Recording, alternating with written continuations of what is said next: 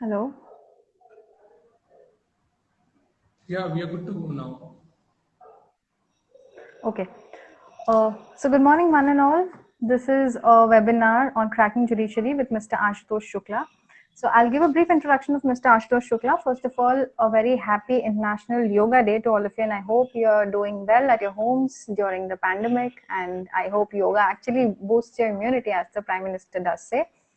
So Mr. Ashutosh Shukla is a native of Varanasi, and he actually finished his schooling from Lucknow. Then he joined National Law University Visakhapatnam in 2013, and then he graduated in 2018. In 2018 itself, he cracked the UP judiciary, and there he is with us working as a civil judge and the guest for this webinar today. He has been exceptionally good with his subjects and also in sports. So now we'll get to know as to how did he manage with his sports and academics and the regular curriculum. How did he manage to become a civil judge at first attempt? And he had also qualified for the prelims in Uttarakhand and Rajasthan. And when his UP prelims got cleared, he didn't opt to go to Uttarakhand or Rajasthan. And in the interview also, he scored a whopping 77 out of 100. So there we are with him, Mr. Ashutosh Shukla. We are very happy to have you here. You are an esteemed senior for us, to all the DSNLUites, and you are a great inspiration. So, yeah, so there we start. That's the brief introduction of Mr. Shukla. I hope that all of you actually benefit from this session. So, the first thing which I'd like to ask you, Mr. Shukla, is that how did you prepare for judicial services, and did you actually have it in mind ever since you joined the law school, or did you have it later? Like, did something happen, like, okay, some turning point, and I don't want to go to corporate like all other friends are actually into, and I want to go for judiciary? What was the motivation behind going to judiciary? Yeah, thank you for the introduction, Sunanda. Hello, everyone. I hope you all are fine at your home and doing well in this pandemic. The basic thing that you have asked, that how could I have managed everything so well, was that I was focused at a time whatever I was doing. Like the moment that the classes were going on, we were focused upon the areas of learning. The moment we were playing, we were on the ground, we were dedicating 100% to the same thing. Now, coming to the idea of being a judge or getting into judicial services was never I did not think of so. In the last year of my college, when I was in the fifth year, my parents basically pursued me to go for this venture. Thereafter, I made up my mind after the graduation in 2018. Afterwards, April. Thereafter, I started with the preparation of the judicial services. Basically, I wanted to go into the litigation. All my internships during the law school days and everything that I focused was becoming a lawyer. So, but I did not opt for the same. So I went for a coaching in Delhi, and I joined Rahul Saiges, which is there in Delhi, and Okay. there, but my coaching couldn't get completed because in between only I got selected for this UP Judicial Service. Oh, nice. Yeah. Uh, okay.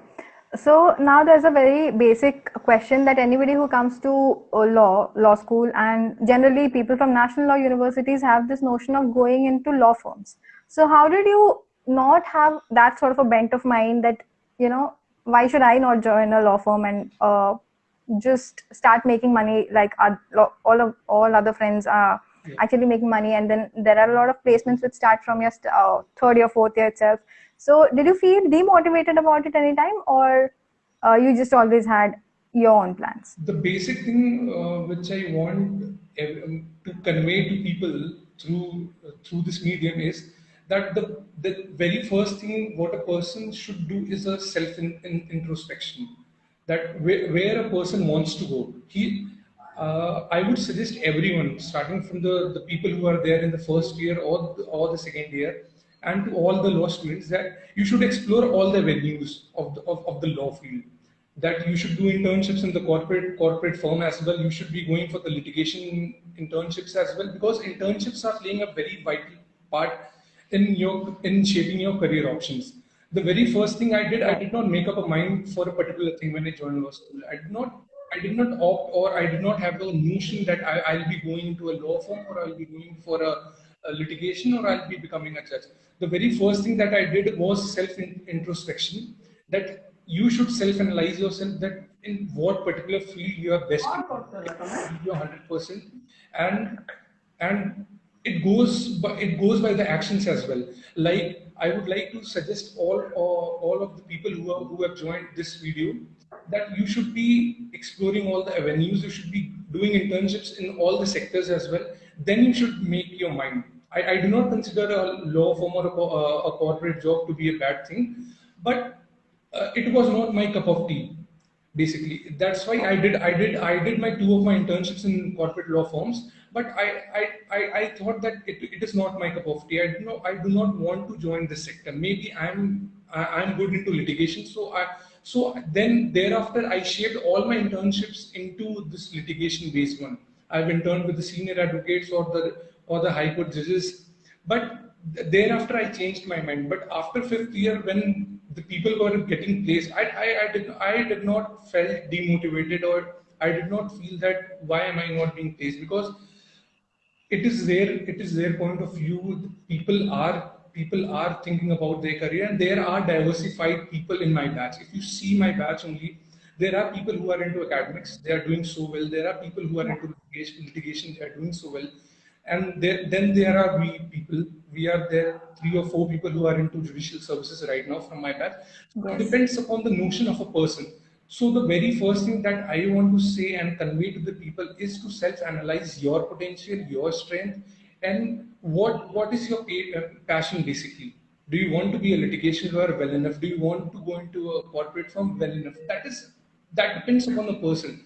So you should keep your mind open, and you should explore all the avenues that are way possible into this sector. It is not necessary that I have cracked UP Judicial Services or I have become a judge, so everybody should follow this stream. This is one of the options from the law stream, but it is not the only one. There are other avenues as well, and people should explore, and then they should decide that which field they want to go for. So this is my basic advice for all the people who are there. Right. So a lot of people are actually aspiring for becoming judicial officers. So I would like to ask you as to what are the pros and cons of becoming a judicial officer, not professionally, but when you compare yourself with your other colleagues or other batchmates, etc. Yeah. So how do you see a judicial officer,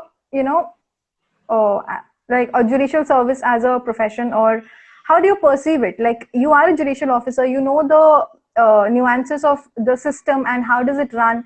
So do you think like we can actually give back to the society by becoming a judicial officer?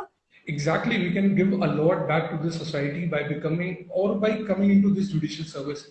I consider this profession as one of the most noble professions, because you are deciding at the benchmark of the courts. You are straight away going into the subordinate courts. You are handling the main problems. The main trial of the cases are being done at the subordinate courts as well. So we as judicial officers who are being recruited at the lowest level go to the depth, go to the analysis, go to the evidences, go to the facts, and then we evaluate upon weighing. It's like weighing which scale is more higher, or where the evidences favor the person or the party. Now, coming to this, that what are the pros and cons of being a judicial officer? I don't think that in any service there is some pros and cons, but right away when you are a judge and when the society looks upon you, then obviously this is a very dignified profession and dignified job. You have to maintain your dignity as a judicial officer wherever you go, wherever you speak. The second thing is that there is this basic humility that you should always carry being a judicial officer. You should be always be humble towards people upon listening upon their problems, upon the advocates who are representing the cases of the people. Then the third thing which comes into the mind that being a judge is that there has to be a aloofness from the society. You cannot mingle with the society at very large scale. Like if you see the job of Yeah. the executive goes into the public domain every day, solve their problems, day-to-day dispute. But we, being the judges or being the part of the judiciary, we cannot go to public at large or go and decide their cases there at the spot. So there is this procedure, there is this separation of powers where the judiciary itself is an institution uh, to to decide the cases in the court as well. We cannot go outside and interact with people freely. We have to socially boycott the society, not at the large, but to some extent that we should not be mingling too much with the society. We are always open to take the ideas or take the opinions of the people as well. You should be always opening your mind. You should not have a narrow mind that you are not taking anyone's argument into your Consideration. into your Yeah. consideration, or you are not letting others speak. I said that being humble and humility is one of the greatest thing what a judicial officer always has. Coming to the advantages, there are 100 perks that I can define, but it is not feasible. It is not feasible at the right moment that I should be telling about the perks of being a judicial officer. But yes, it's a dignified job and it is a noble profession. If any person wants to come into, this is one of the best jobs that I think. Earlier, my notion was also that being into the litigation or opting for the litigation would be a feasible idea for me. But once I've stepped into into the shoes of a judge, I consider this job as being the very best, and I'm fully satisfied. There are no disadvantages as well because there is no person to like guide, no one to supervise you to how to deal with the things. If there is a particular criminal or civil case, whatever cases you are trying in your court, whatever order or whatever judgment you pass, you are accountable for it. Nobody can put a pressure upon you to decide in this favor or to approach in a similar way. You are independent in your own case. You have certain guidelines in which you should act upon and you should never cross. Every profession has a limitation and foundation, and we are also bound by the service rules. But what I want to say is that the judgments and the order that you pass, there is no kind of self imposition of other people, your seniors or anyone. If you pass Right. a particular judgment or the order, you are accountable for it, and you should be that. There comes the idea of the legal acumen that a person has. So I don't think that there is any advantage into this disadvantage into this profession from my point of view. Okay, right. So, like, since you are a senior from my university itself, so I have known you. You have participated in a lot of moots, debates. You have won mock trials. You have won the debate conducted by British High Commission, right? Right, yeah. So, having been involved into all of this, like, did you feel that any of this had a advantage to you when you were actually preparing for judicial services? Right. So when you are into college and when you are doing debates or you are participating in moots and mock trials, it very much inculcates the idea of being vocal to the people, representing your ideas Right. to the people, what you think of a particular issue or of a particular situation that is being given to you, and the idea of convincing that the style of debating is always what I think is that it should always be convincing and pleasing to others. That how can you please whatever topic you get a very bad topic, some of the times you get a very bad topic and you say that you cannot defend it as well, but you should be having those vocal capabilities and abilities to please the other party as well and to the audience at large as well. The very first point that I got very much advantage by participating into these moods and debates was getting knowing the depth of the law. Like when you are researching for a particular problem, particular case, or particular situation, you are going to a plethora of cases. So it Yeah. helped me a lot.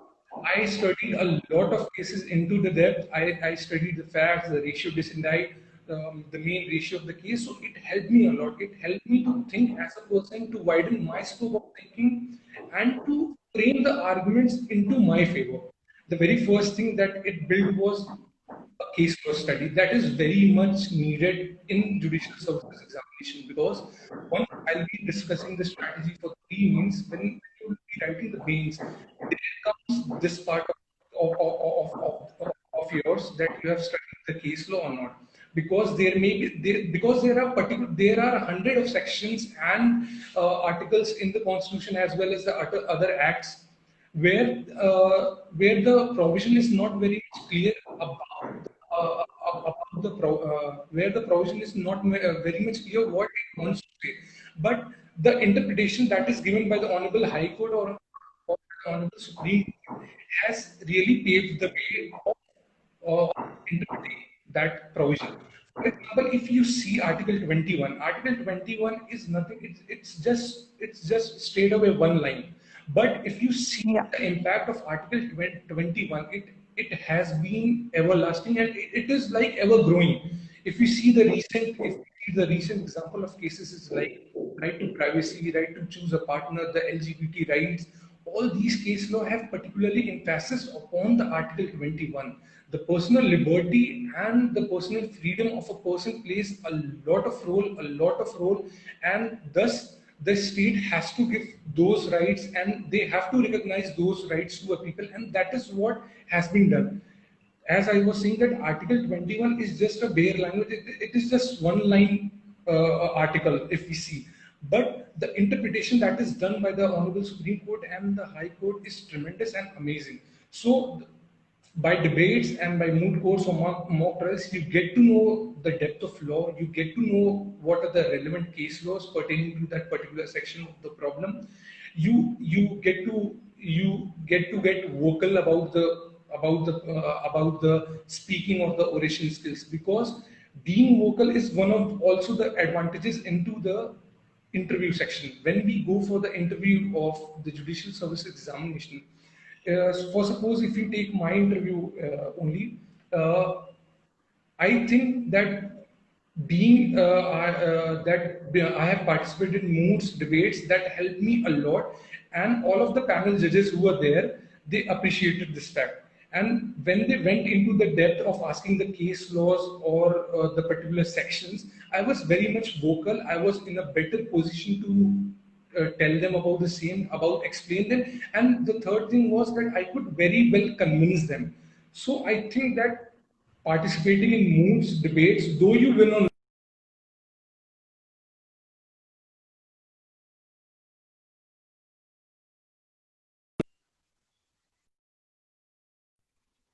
always helps persons. What I want to convey is, yeah.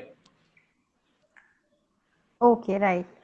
Uh, so, so this is a suggestion from your side to all others, because there are a lot of people who are actually preparing for judiciary. I know them personally, and they aren't into moods and debates. They feel that preparation for judiciary is, uh, the biggest thing they'll have to do during the law course. So your experience is a good addendum to them to convince them that it's not only preparations but also your extracurriculars which do matter. How did you manage your academics while you had a thought about judiciary as well? Academics, I was always very well into my subjects and into the academics. Yeah. The subject which interested me, I studied them at large, like the Constitution of India, the CRPC, the IPC, Indian Evidence Act. I always particularly focused into these sections, because I've always, as I discussed earlier, that the moods or the mock trials that we went for were always into this kind of particular problems.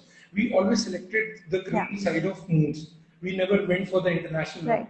I was not interested in international law or the company law or the corporate law, but I was always interested towards the constitution and as well as the criminal law. So, being into academics, only one thing I want to say is that whatever you learn in college or whatever you see from the college remains there as well. But once you are a judicial services aspirant, there is a major gap between the two, because the legal education and the curriculum of the legal education is not designed on the basis of a judicial services aspirant. Many of the important Yes. points are often overlooked or by us also and by the faculty also, because the faculty over there in the law colleges are not teaching you to become a judge, or they are not teaching you for the examination purpose.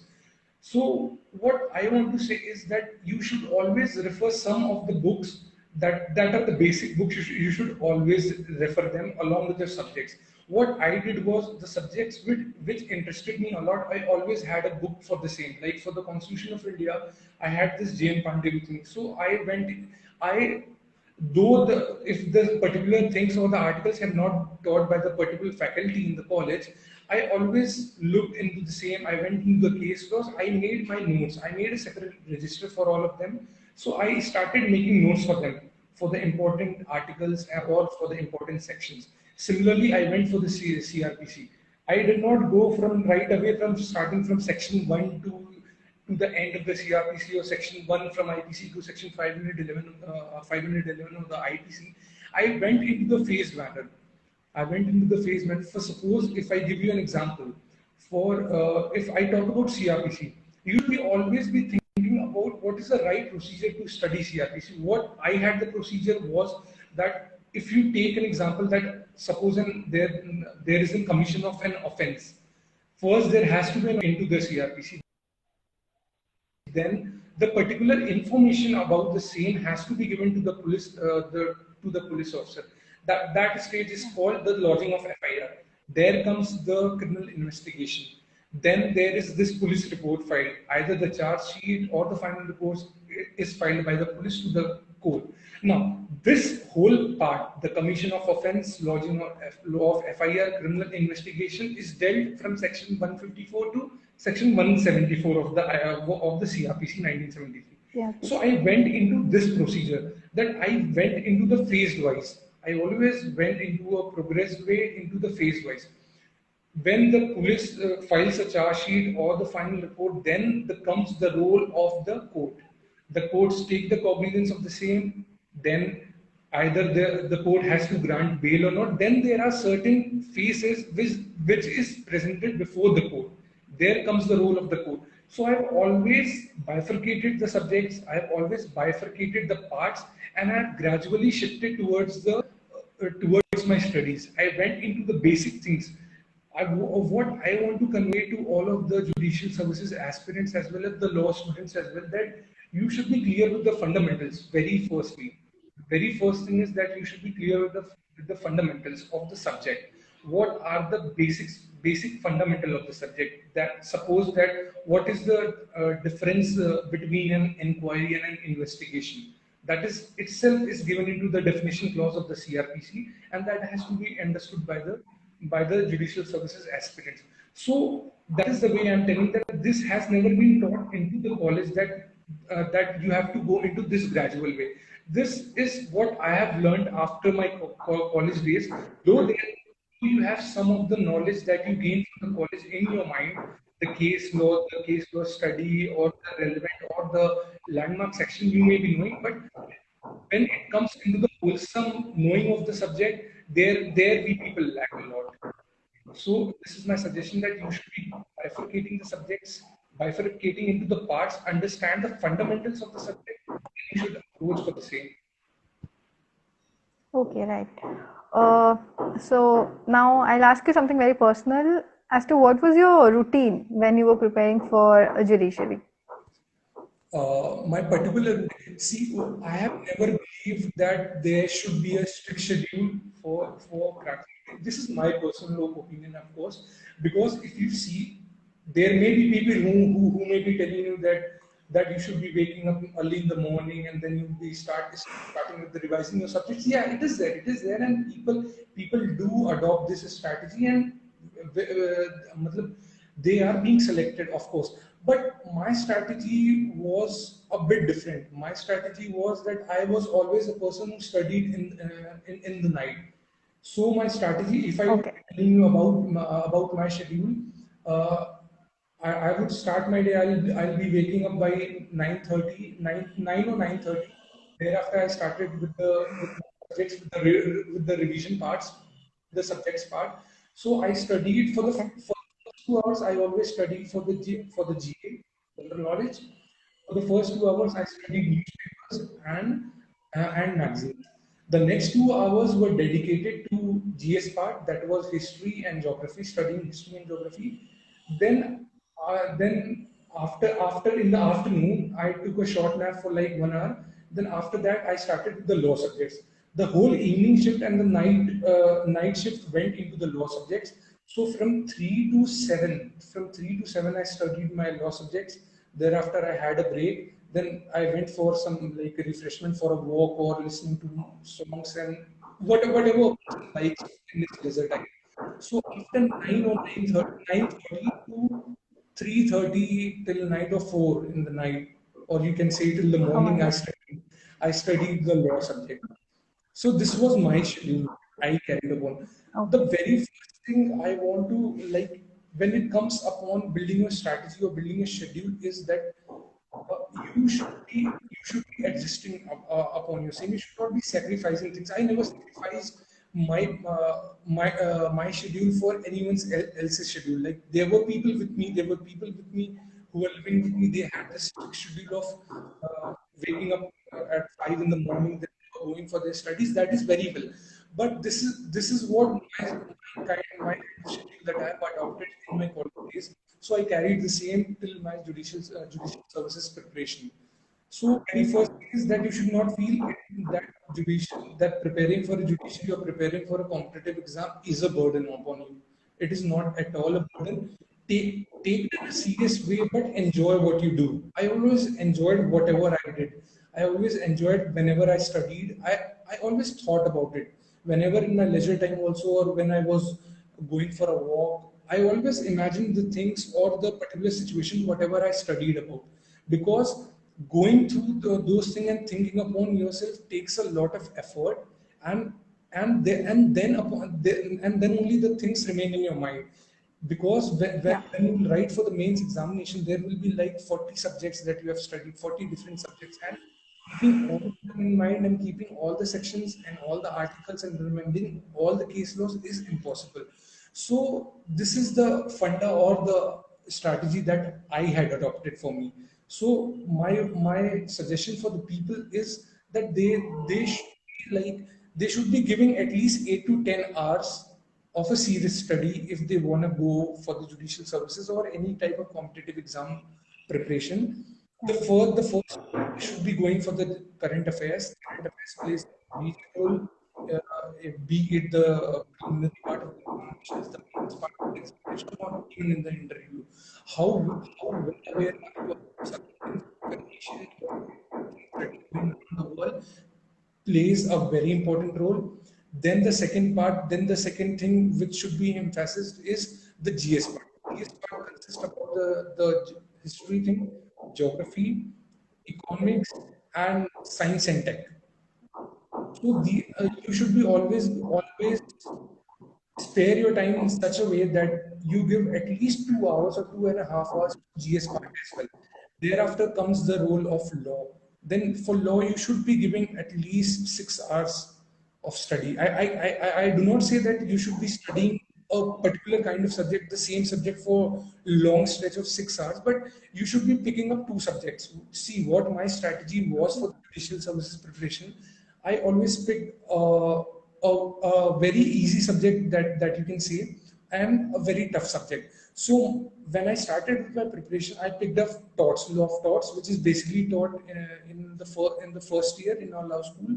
So I picked up TOTS, then I picked up CPC. So there was no kind of stretch and there was no kind of you are not mentally exhausted from studying the same subject, or you do not get bored. The same Yeah. my strategy that I took TOTS, then I took CPC. Thereafter, after completing TOTS and CPC was little bit left, I went to contracts, law of contracts. Law of contracts is also a bit easy subject and easy to understand. Thereafter, when I completed CPC, I started with CRPC. So at one part, then when you have an easy subject at your hand, then the routine or the phased manner of your preparation goes very well, because then you get interested Okay. into the subjects. And I've been like I've been also mentoring my friends who are preparing for the judicial services preparation in the same way, that you should always pick up an easy subject which is very well to go, and then there should be a complex subject or the toughest subject that you are scared of. Basically, CPC scares everyone. It scared me doing well. So Yeah. this was my strategy for the judicial services preparation. Yeah. Yes. So there are a lot of questions, and there was one question as to how did you decide as to what case laws are important? What case laws are important? See, when you will study a particular section, there will be a majority of conflict of opinions. As I already said, please refer. Do not study only from the Bare Act, because if you study from the Bare Act, that is only for the purpose of the preliminary examinations. You can get through the prelims examination, but when it comes to the applying your legal acumen and answer writing skills, there comes the need of the reference book. If a person is not opting for for the coaching classes, if a person is doing a self study, then he should at least have a single book for the reference of the same. For like, if I talk about IPC, the best book which I consider is for the reference is KD Gore, because if you study KD Gore, there are the way of the way of writing the book, or the way the author has mentioned the particular provision, is excellent, and that is very much needed in the examinations. Like when we talk about section 300, which defines or explains murder, the same thing has been described in KD Gore in a very phase wise. Like, what are the ingredients of the same? Whenever we go for the criminal law or for the any criminal act, if we see IPC, there are two important things which play a major role, as we always know. An offense always comprise of mens res and actus reus. So Actors, yes. yeah, exactly. So this thing has been very well described in KD Gore, and when you will study KD Gore or any kind of reference book, whatever a person is referring, there you come to know that there are particular sections in which the law and the provision is not very much clear. If we see KD Gore, if we see KD Gore, and there is this mention of section 300, then there is this case of rarest of rare cases. Because section 300, which defines murder, is punishable under section 302, and it talks about that the offense of murder is also punishable with death. But if we see the concept of Indian judiciary, we are totally inclined towards the capital punishment. So there we derived an idea of the rarest of rare cases. So from where this concept came, it was the interpretation of the Honorable Supreme Court in the case of Bachchan Singh versus State of Punjab. If we see there, the concept of rarest of rare cases came, that what category of cases fall under the capital punishment and what category of cases we can punish them with 10 years of imprisonment, or it depends upon the gravity of an offense. So you will get an idea once you start reading the book along with the Bare Act. You will get the idea that which are the more important case laws to have to shift your focus. For example, if I talk about Article 21 in the Criminal Code, then I don't think that there is case Kutuswamy versus Union of India, the right to privacy case, because it has been adjudicated benign cases to the Honorable Supreme Court. Case Kutuswamy, and because of case Kutuswamy, right to privacy case, many of the rights have been recognized by the Honorable Supreme Court on the basis of this case only. If we talk about Navteej Singh Johar versus Union of India, which talks about the LGBT rights to the people, and like declaration of section 377 as unconstitutional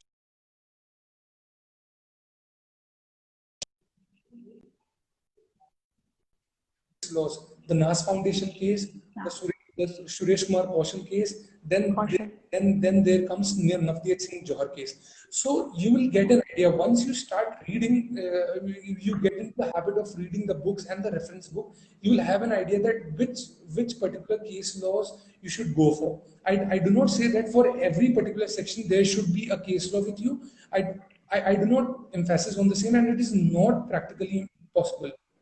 But For the landmark sections, you should be having an at least landmark case law upon the same upon and a landmark case authority to write into your judicial services examination. And the first thing, and also now when we are into this digital age, I suggest everyone to download LiveLaw and Bar and Bench. It is very much easy. It is very much easy and feasible to like scroll through. You should be maintaining an register like what I used to do when I thought of getting into judicial services preparation. I had this separate register and separate notebook wherein every day after whenever I went to sleep or whenever I was free, I was just scrolling or browsing my phone, I went through Bar and Bench or LiveLaw. I went and I saw what are the landmark cases which is being decided today. It takes hardly 15 to 20 minutes to scroll through the whole segment of the legal news, and then you will get to know that yes, like these are the guidelines that has been implemented by the Honorable Supreme Court, or this is the landmark case law that has been decided by the Honorable Supreme Court. So make a note of that. Will actually help you in the plea as well. Means and the cases are often asked, and the cases and the ratio decidendi is often asked in the interview of the judicial services examination. To me, they have asked a lot. Even you cannot imagine the panelists, the judges who were in my panel, they have asked about the name of the judges who were there in decide a particular case. So, like case Swami, there were 9 judges who were there to decide this particular case. So I was even asked, can you tell me the names of the judges? Because they do not want a particular person who is just like saying that he wants to be a judge, but his actions do not know. I think that you should take the observation of the judges, what they have had. So I remembered about like 5 to 6 names of the judges. So this gives an impression to the panelists and to the judges who are there in your interview that yes, this person has actually studied, he has actually worked hard, and he's not for the mere purpose, well, and he's not going into an area of fakeness that yes, I've read this thing, but once they ask about the same, then you do not remember. So for me, the very first question was asked in the interview was this question. The next question that they asked was that, can you tell me about the people who were there in this Shaira Banu, the where the Shaira Banu case dealt with the triple talaq being unconstitutional. So they even asked me that, can you tell me now, can you tell me who were the judges in this particular case? So I remembered everyone, like it was a 3-2 judgment. So I even remember the people who dissented the judgment and the people who were in the majority, who gave the majority opinion. So I think you have to be a bit more focused and serious when you are deciding to opt this field, and this is all your interest that it takes. I had always interest. I had always interest reading the judgments, reading the opinions of the judges, what they have said, even the dissenting opinion, what they have said and what they have held, and this very much helped me into the interview for cracking the interview and getting the even the highest mark in the interview. Okay. So how important, according to you, are the previous year question papers? Oh, yes. Oh, the very first thing when you decide to be a judicial services or any kind of services you are applying for is the very basic mantra of knowing the nuances of the questions is going through the previous year questions. So I would suggest everyone that there is this singles publication book there in the market. It is a bit bulky book, but it consists of all the previous year question papers of preliminary examination of all the states. So you should be deciding upon the states that you are focusing. That if a person is focusing for UP, Delhi, or Uttarakhand, so there is this book where there is a question paper of all the states where you can go through and you can easily flip upon the pages, and you can see what are the areas to be focused upon.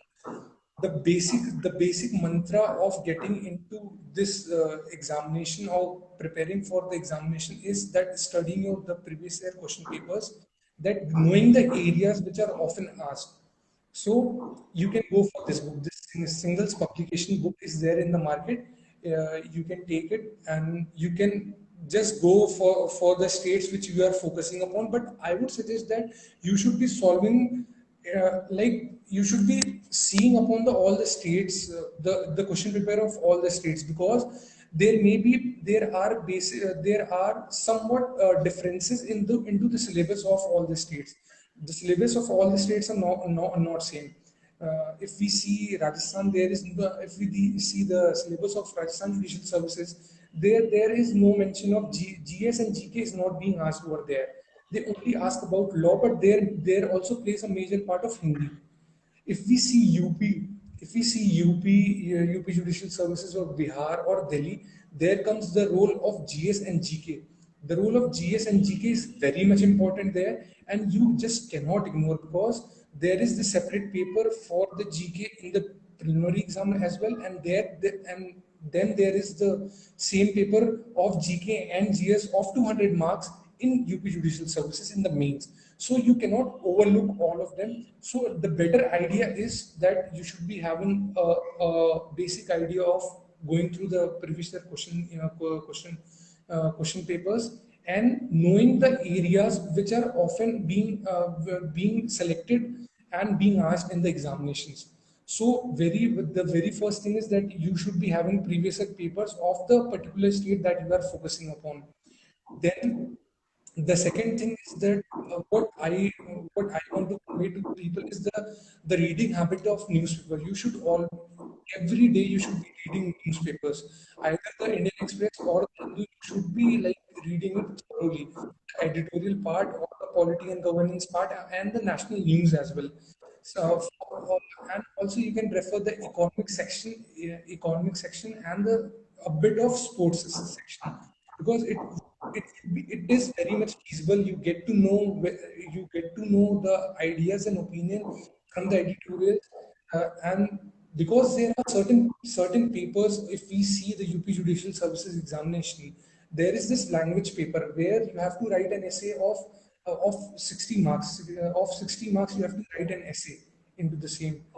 So, uh, gathering the points of essay, gathering the opinions and ideas and fact and figure can be very easily collected by the source of newspaper. Okay, so it is my opinion for everyone to go through the newspaper. Do not overlook the same, because do not think that you are like competing with a single person. There are people now who are very much smart, and they leave no stone unturned for getting selection into judicial services. Now the concept of asking questions getting in is not like the theory part of things that are being asked. Now they are giving the problems, the application-based problems are asked. So you have to develop that legal acumen, and you have to be like very much equipped with all the recent awareness that is being happening into your surroundings or in your nation, or there is a major happening that is there worldwide. You should be knowing about the same. You should be maintaining the register for the same. Like I always maintained a register. I had a register for the same for the GK part. I always had this one monthly magazine for current affairs. For suppose I took competition focused by the Arham publications, and I also studied newspaper, the Indian Express. I do. According to your convenience, you can also take any of the competitive exam magazine. For there are many magazines in the market. You can flip through the pages, whatever you like you can take. There is no compulsion that you should buy this kind of magazine only. There are like Pratiyogita Darpan in the market, that competition success review is there, competition focus is there. So there are different variety of magazines. Choose, but do subscribe a monthly magazine, and do study and make notes for them, because it really helps you a lot when you are writing the mains examination.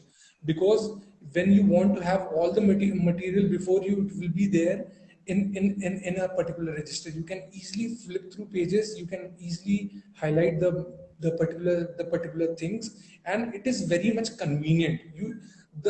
The main problem is faced when you are writing the mains examination, because there are hundred of opinions or ideas that what you may have read, but you cannot like conceive it, or you cannot recall it, remember it. So the better thing is always to write and learn, to write, learn, and revise. So I always followed this thing, following the newspapers, reading the magazine, making a short notes for them in the register. Daily to daily, I used to write like 10 to 15 news articles, or what are the major news headings that are being there in today's paper. So I always went through that. I always marked them with the highlighters or with the pencils.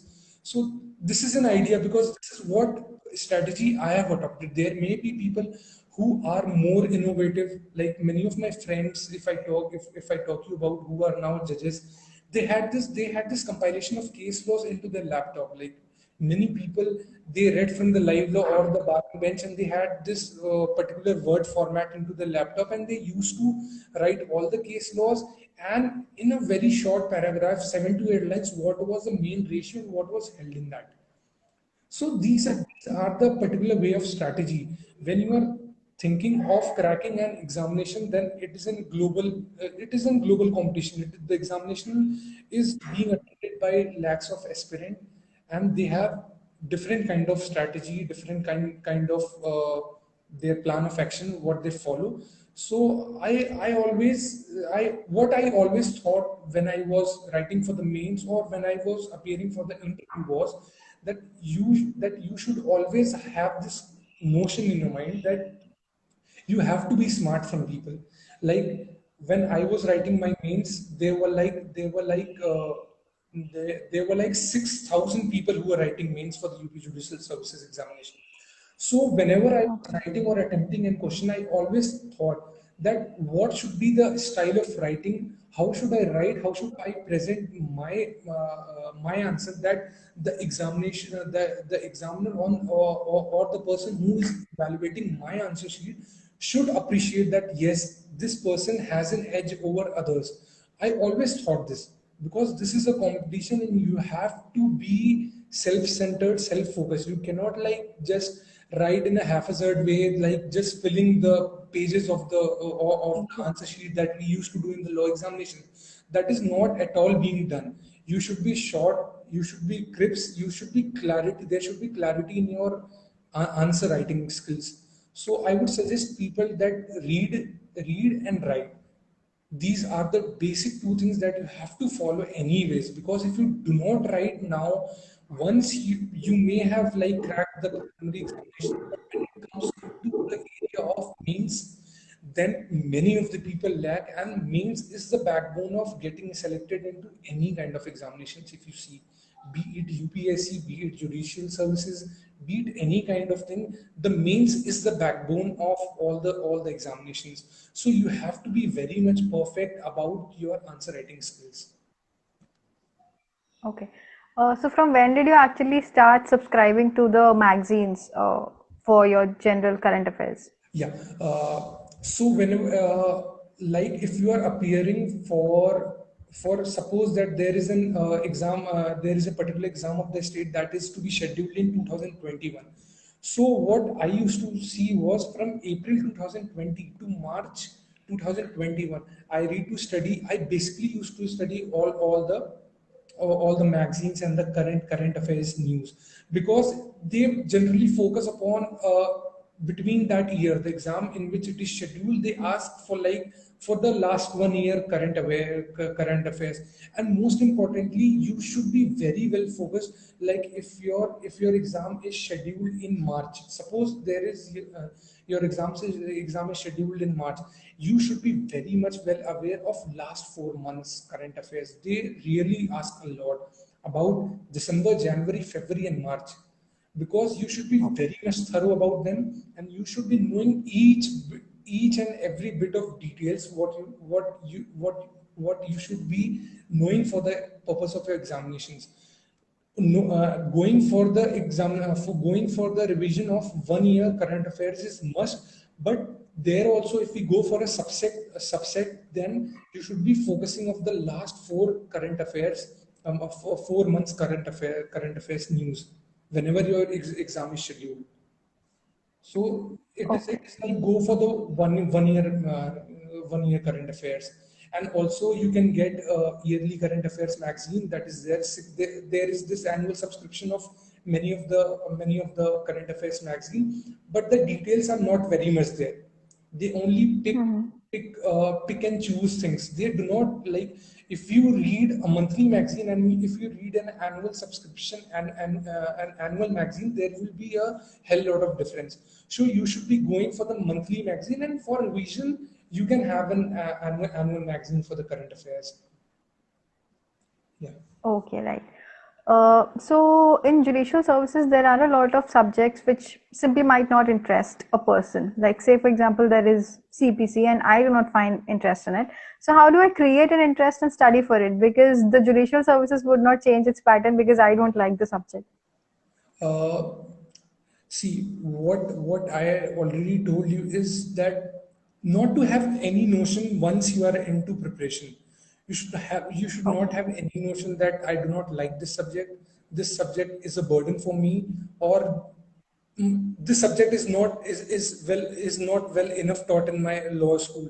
You should not be having all kind of prejudices when you start a subject or when you go for the examinations, because it will not help you. It will not help you eventually. What procedure you should adopt in studying CPC is that you should you should go in a very phased wise, in an organized way of approach. For example, if I talk about CPC, there are if people know, there are particular sections, then there are orders for the same. There are Yeah. there are many orders in CPC, and there are sections. So if I give you a brief or idea of CPC, the sections are the substantive part of the CPC, whereas the orders are the procedural part. In what way that substantive part are to be carried out. So if we see order 6, order 7, order 8 of the CPC, you should go for the fundamentals of any subject. For example, if you go for the CPC first, you should start from the scratch. Whenever any case is filed in a civil court, it is represented by a plaintiff. It is represented by a Yeah. claim that a party submits. Then you should be going to order 7 of the CPC. Then you should be going that in reply to that, the defendant files and written statement. WS is filed. Statement. The counter. Yeah. The counter that is given to the plaintiff is WS, that is filed by the defendant. Now, in between all of this suit and proceeding and the evaluation and appreciation of evidences, there are various kind of applications and various kind of stages that there are. The very famous is that interim injunctions is often asked. Interim injunction is always asked. So you should be very much clear that once a plaint has been filed, then comes the process of WS. Then there a party may ask for interim injunctions. Then there are, suppose if a party dies, then there can be a substitution application. Then if there is no, if there has been an error that a party which has to be there in the current suit is not added, then he has to be impleted. So these kind of applications are then filed into the court. The interim injunction applications, the impediment applications, the substitution applications. So you should approach in the similar way, that start with the basic proceeding, that how a case is particularly initiated in a civil court. It is initiated when you read section 26 of CPC. Then you will be read that upon presentation of a plaint, upon presentation of a plaint, a suit is instituted in the court of law. So the very fundamental and the very basic thing is that there should be a plaint that is filed by a party. Yes, then there comes the role of the written statement by the counterparty, or we call them defendant. Then there may be variety of the issues which may arrive between when the case goes on. The final judgment is not pronounced in CPC. We call the final judgment as a decree. Yeah. The judgment that is passed by the civil court finally is a decree. Then, so there are various proceeding that goes into between. A party though which has instituted the suit may have died, so his legal heirs have to be like substituted. So there is this order 23 where the substitution part comes in. So you have to read it in the same way. Basically, you have to start with the definition part as well of the CPC. Then you should be approaching upon the kind of proceeding that goes on. You should not be starting from section 1 to end of say, CPC section 151. Thereafter, you should be going with the orders. The right way to study CPC is always to to read the section along with the corresponding orders. There are substantive section of which the procedure is explained through the orders. So once you go through the previous year question papers and the mains question paper of the particular states, you'll be getting an idea that which are the areas to be emphasized and which things should be kept into mind. So I would say that do not have any notion, do not have any prejudice. Like when you start with any of the subjects, you should not feel burdened whenever you are studying that. अरे यार मुझे इतना पढ़ना है या I have to deal with so much of things. CPC is very much lengthy. I cannot do it. You should not have. See, there is this quote that well begun is half done. The moment you will have your fundamentals clear, the moment you will have the notions of the law clear, the idea behind the implementation of the sections, then your half work is already done. Then you have to only study with the bare act and make your notes for the same. What I think is that after we have this live session being ended, by the evening or by tomorrow, I'll be sending you some of my notes that in what way I Okay. prepared for the same, like the major part of the CPC, because what I feel that many of the aspirants find CPC very much burdensome. So I'll be sending you some of my model notes, so you can share it in the class groups of the people or through the emails of people whoever have joined Yeah. this. Yeah. This will be a very big help for them. The kind of preparation that I went through or the kind of idea that I had adopted, I'll send you the sample notes for the same, for particular sections. So it would be very much convenient for the people to study from the same, I think. Okay, right. Thank you so much for your help. And now there's this question, like a lot of people are actually asking this question, that how long did you take to prepare for a subject? How long did I take? Yeah. Basically, I always had this notion that, uh, like whenever you take TOTS or whenever you take CPC, like CPC is a big subject and that cannot be summed into the same way that you can deal with TOTS. So for TOTS, I just went into the main areas that has been asked. So for TOTS, like I decided like I'll be completing TOTS in like 15 days, 20 days. For CPC, I had like this 45 days. I had this thing that I'll complete CPC in 40 to 45 days, and whatever it may be, I will not extend it. Because if I have Okay. framed a deadline for me, I have to complete that subject within that deadline. Like if you see that whenever you have to achieve a big goal, like when you have to crack any of the goals in your life or whatever you think about, there have to be short goals which a person should have. And a person, what I would suggest to everyone, that they should have this short term goals which eventually